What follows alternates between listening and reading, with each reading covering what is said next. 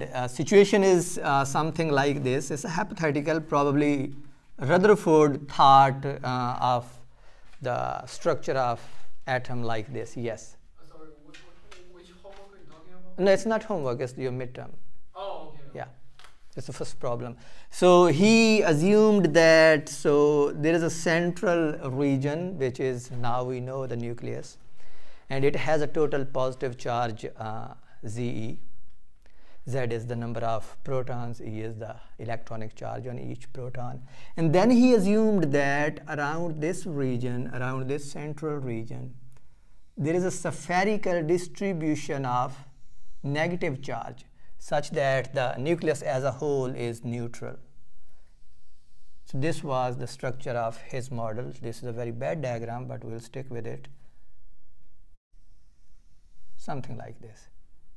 Okay, and he was like, in this region, charge is uniformly distributed, and this charge has the total value minus Z time E. And now you see, if this is the atom, then it's electrically neutral. You have a central region with total positive charge Z time E, and then you have a spherical distribution of charge in this region with the total charge minus Z time E. And you were asked to calculate the electric field for region R greater than 0. So in this surrounding region.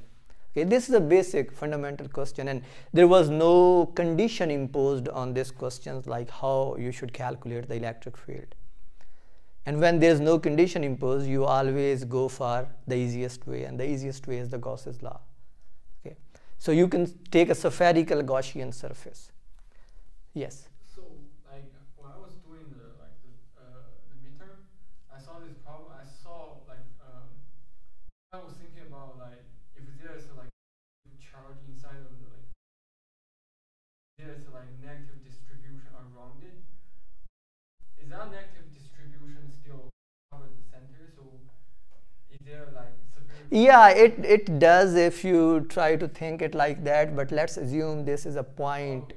It Yeah. doesn't have any physical dimensions. Yeah. Okay, and so we just take that this is like the total volume has spherical distribution with total charge minus the and this central region is just a point, okay, which doesn't have any physical dimensions. I mean, this was the thought of Rutherford back, like, 125 years ago or something like this ago, when we did not have any information how the atom is structured or whatever. So this was his rough model. It can also be like an hypothetical model.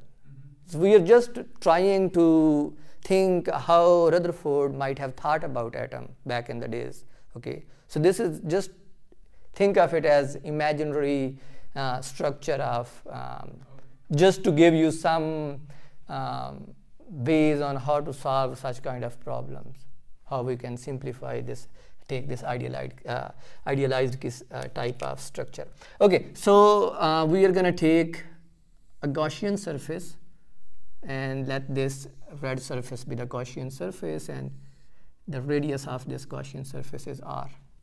Okay, now if we have the charge, we know how to calculate electric field, and Gauss's law tells us that E dot dA, this should be equal to Q unclosed total divided by epsilon naught. Right? That's how you calculate it.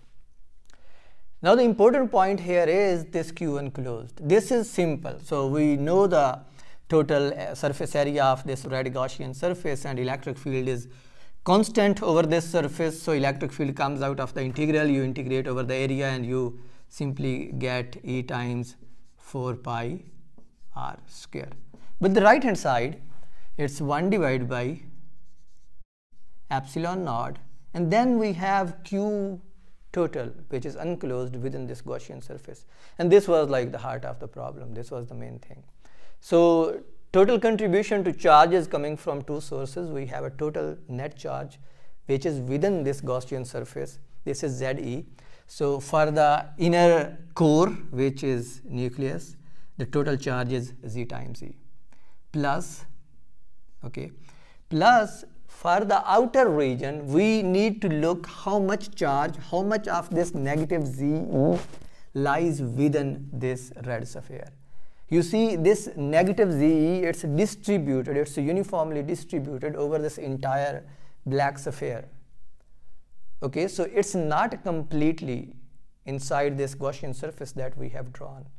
Some part of it is inside this Gaussian surface, and we need to calculate that some part which is within this Gaussian surface, because that is the charge that is contributing to electric field at this red surface. Okay, the charge which is outside is not contributing to electric field. So since the distribution is uniform, it means that whatever value of charge density is here is going to be the same here. Since it's uniformly distributed, it means charge density doesn't vary with distance. Okay, so charge density is constant. So rho inside is equal to rho outside, and rho inside and rho outside, since they are equal, we can use this condition, rho inside equal rho outside.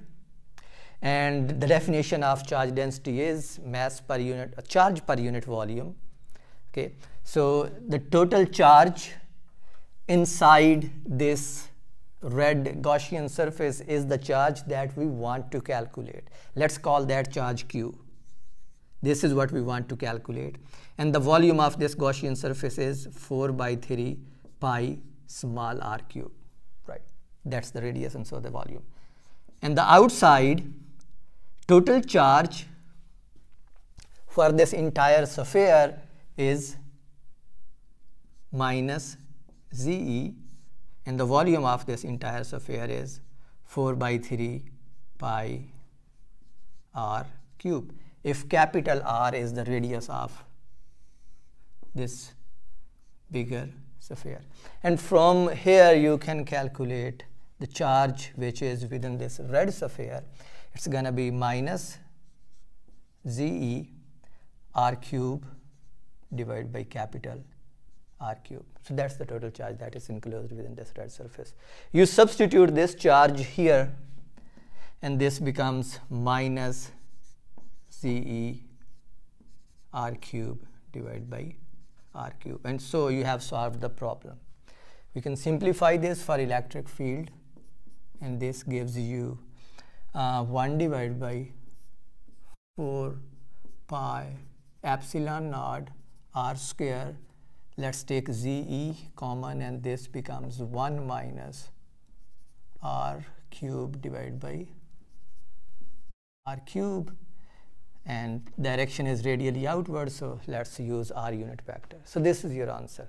So the main point was knowing that this minus ZE, it's not entirely within this red Gaussian surface, and so we needed to find how much of this minus ZE is within this Gaussian surface, and this is the amount of minus ZE that is within that Gaussian surface.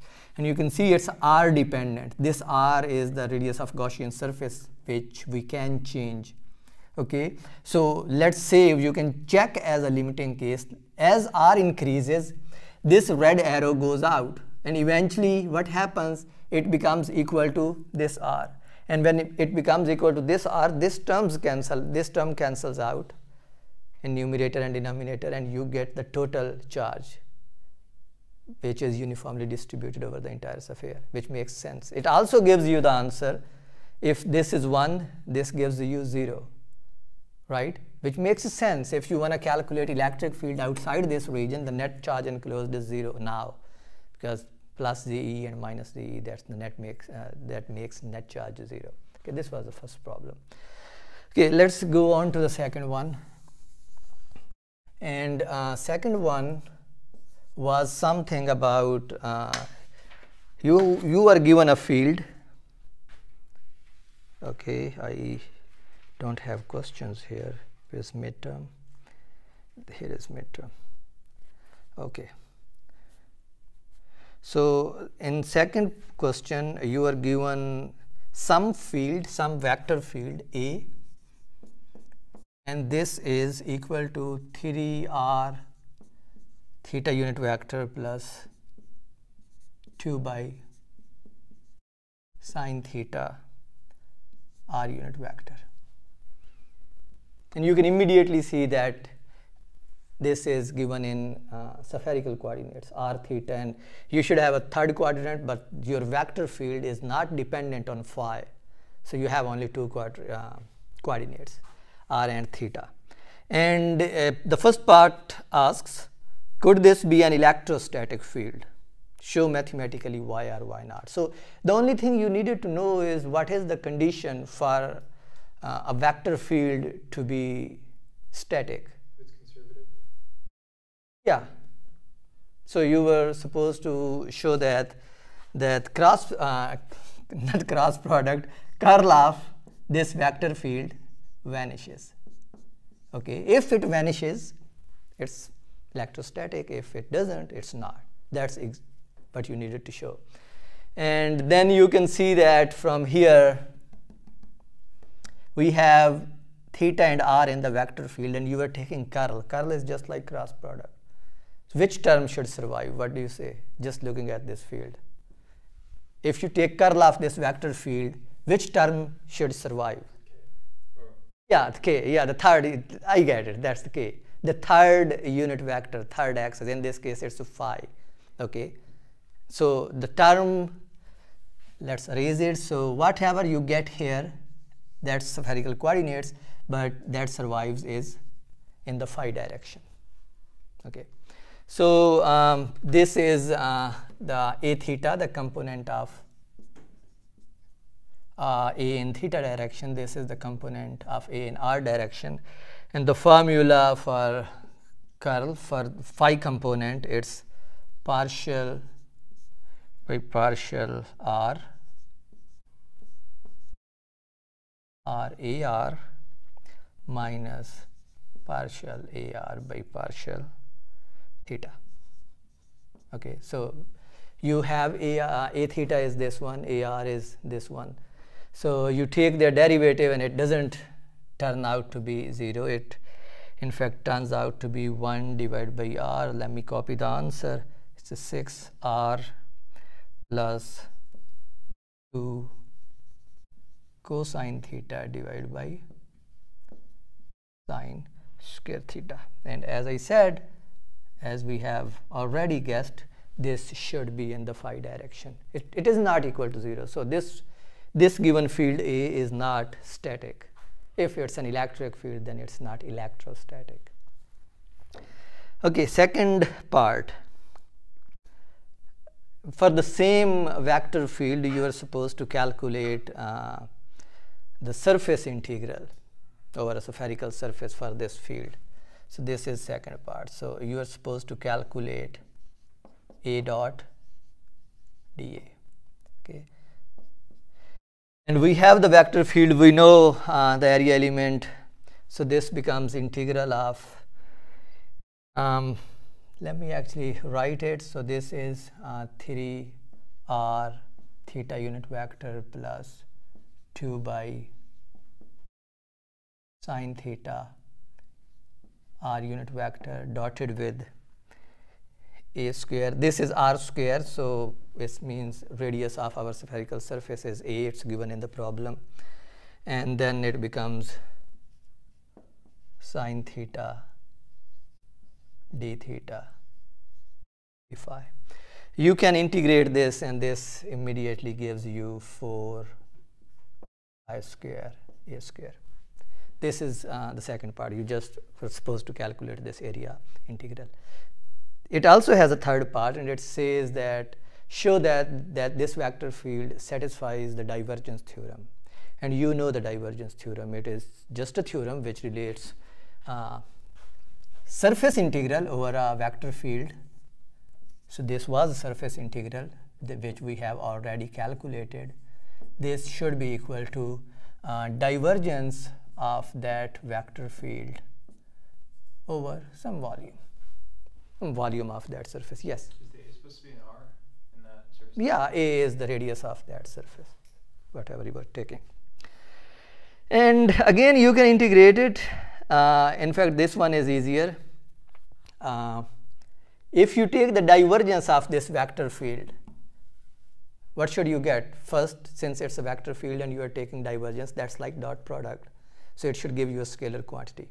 Okay, so divergence of this vector field. So I'm just calculating the right hand side, and we have calculated the left hand side, so I just want to show that the right hand side also gives us the same answer. And so this right hand side, this is volume integral divergence of this vector field dv. If we take divergence of this vector field, this will give me 2 by sine theta, and then you have some factors. Let me actually write the complete formula for divergence. So this is important. The formula for divergence in spherical coordinate is 1 divided by r squared partial divided by partial r square ar. This is the earth component, plus 1 divided by r sine theta partial by partial theta into sine theta.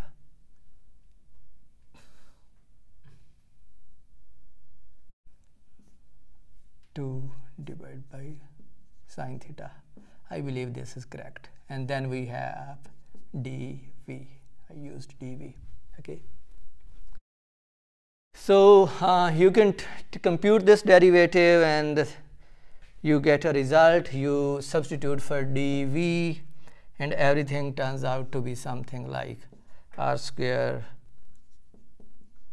sine theta d theta d phi dr, and then you have this term whatever you get from here. And what you get from here, let me just write it down. It is 4r plus 3r square cosine theta. And now you can integrate this, and this should give you 4 pi square a square, which should satisfy that the divergence theorem is satisfied. Can you compute that simple integral over r? Integral over theta gives you, integral over phi gives you 2 pi. Integral over theta gives you 2, so that becomes 4 pi. And then you have this factor, you can integrate this out, r cube plus 3 r power 4. Okay, and the radius is 0 to a, so this should give you 4 pi squared a squared. I believe it should give you 4 pi squared a squared. Yes, actually there's a missing step. This r square is in the one step after this one, and then you get this one. Now it should give you this answer. Can you do it, or should I solve it? Yeah, it's just the integration. Okay, just follow the steps. And then we had the third problem, which is very small problem but can be tricky, so let's go over this one. The third question is, you are given electric field, so this is third one. You are given electric field, and this is some constant a times 2 x y, x unit vector, plus x squared plus y square, y unit vector. So this is the electric field, and you are supposed to calculate the corresponding charge density. Here's a question: how do you calculate electric field? How do you calculate charge density if you are given the electric field? Yes, yes. You should know this actually. This thing is in Griffiths. You might have seen those small triangles that Griffiths draw in his book. Those are mnemonics for memorizing. Like if you are given one quantity, how do you calculate the other quantity? Let me quickly draw one of those. So it's like you have one physical quantity here, one quantity here, and one quantity here, and you see this is like 3 corners of the triangle. So let's put charge density here, let's put electric potential here, and let's put electric field here. So the question is, how are these three quantities related to each other? Meaning, if you are given one of them, how do you calculate the other? Okay. So if you are given electric field and you want to calculate charge density, that's how you draw the arrow. And if you are given the charge density and you want to calculate the electric field, so it goes this way. Similarly, if you are given charge density and you want to calculate potential, arrow goes this way. And if you are given potential, you want to calculate charge density, arrow goes this way. You are given potential, want to calculate electric field, it goes this way. And then if you have the electric field and you want to calculate potential, this is what you get. So we just need to now fill in the formulas. Okay. So let's start with the question that we have at hand. And we are given electric field and we want to calculate charge density. Okay. So this is the arrow for which we want to write the formula. And as he said, it's divergence of electric field equals, what's the Gauss's law in differential form? Rho by epsilon naught. This is the differential form of Gauss's law, the same which you in integral form, it's which we use to solve the first problem. E dot dA surface integral equals q by epsilon naught. In this case, so you see charge density can be immediately calculated, and let's quickly do that.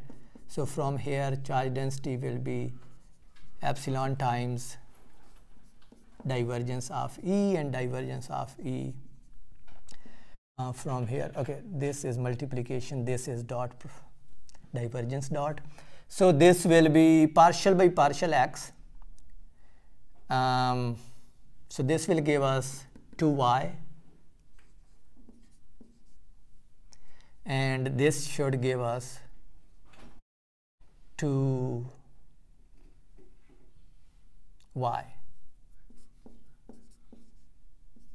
And then we have also a in the multiplication. Is it okay? This is simple, like dot product. So x goes, so you get 2y remains, this gives 0, this gives 2y. And so for this case, we get 4 epsilon naught y a. So this is the value of charge density that we want to calculate. Okay, let's fill in this triangle. So you are given electric field, you calculate the charge density. If you are given charge density, how do you calculate electric field? The classic Gauss's law, that constant integral rho dV divided by that curly r square. Remember this formula? The improved form of, let's say, Coulomb's law. Okay, charge density, electric potential. So this inner one will be V equals K integral rho dV divided by R. See the resemblance with this formula. The only difference is dependence of electric field on distance. Rest is same. Potential and electric field. If electric field is given, then potential is electric potential difference is calculated as delta V equal integral E dot EL, it's line integral. And if potential is given, then electric field is calculated as minus gradient of electric potential. I don't remember this one. Do you remember this one? If potential is given, how do you calculate the charge density? I don't know. Just writing it from memory, I haven't read it in years.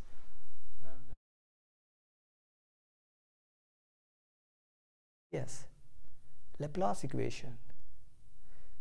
That's del square V equals, that should be Poisson equation. Laplace equation is a homogeneous, right hand side is 0. Yeah, maybe, but look it up in the book. The point is this one. Poisson and Laplace equation, you will be studying that in 3rd chapter. That's actually the most important thing in this electrodynamics. So questions? Yes. Oh, we good? Okay.